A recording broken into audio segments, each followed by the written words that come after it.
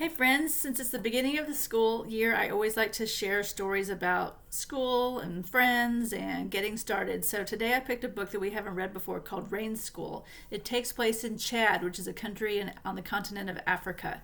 It's called Rain School. The author's name is James Rumford, and he's also the illustrator. I thought it would be fun to take a look at how other kids go to school. These children live out in a village in Chad.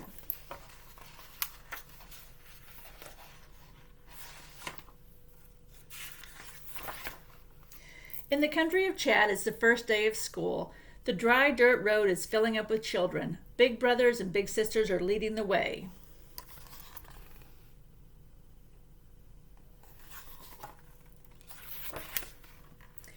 Will they give us a notebook? Thomas asked. Will they give us a pencil?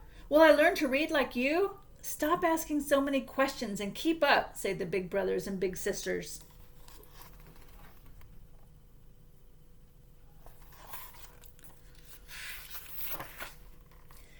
Thomas arrives at the schoolyard, but there are no classrooms. There are no desks. It doesn't matter. There's a teacher. We will build our school, she says. That is the first lesson. Have you ever showed up at school where the teacher said you had to build your school?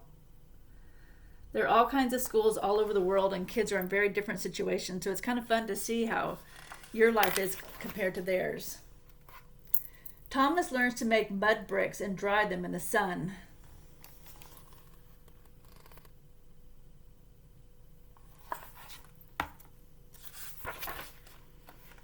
He learns to build mud walls and mud desks.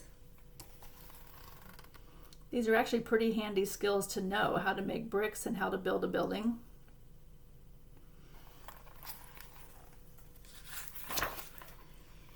He gathers grass and saplings with the other children, and they make a roof.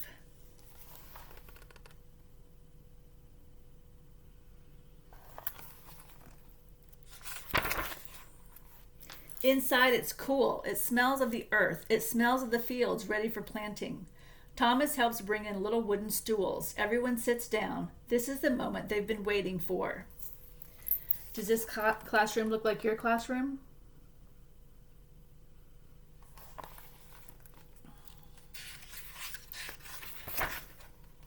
The teacher brings in a blackboard. On it she writes a letter.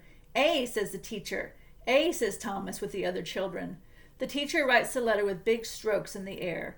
The students do the same over and over. Wonderful, says the teacher. Now the other interesting thing is all these kids are different ages and they're all in the same schoolroom. They only have one place to learn.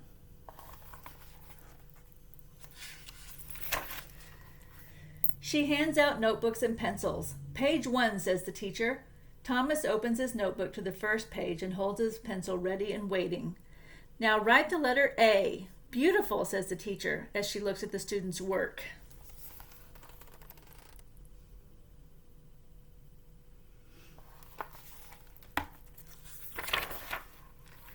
Every day Thomas learns something new. Every day the teacher cheers him and the other children on. Excellent job, she says. Perfect, my learning friends. So here they're looking at a map of the continent of Africa, and where the teacher's pointing the red country is Chad, and that's where they live.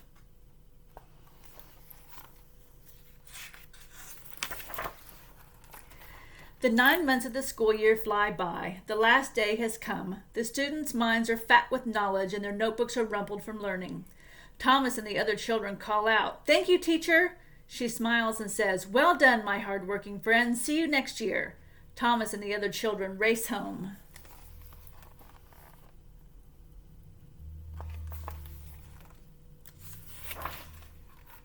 The school is empty, and just in time the big rains have started. The drops come down hard and fast.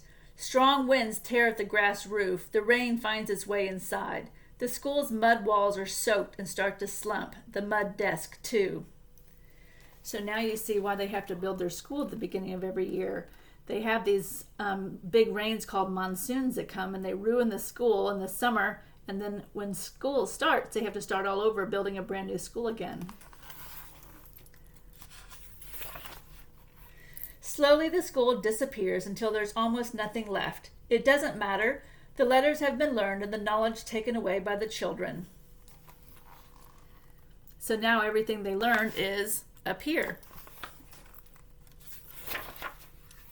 Come September, school will start over. Thomas will be a big brother then, leading the children on their first day to school. They will all stand in front of their smiling teachers, ready to build their school again.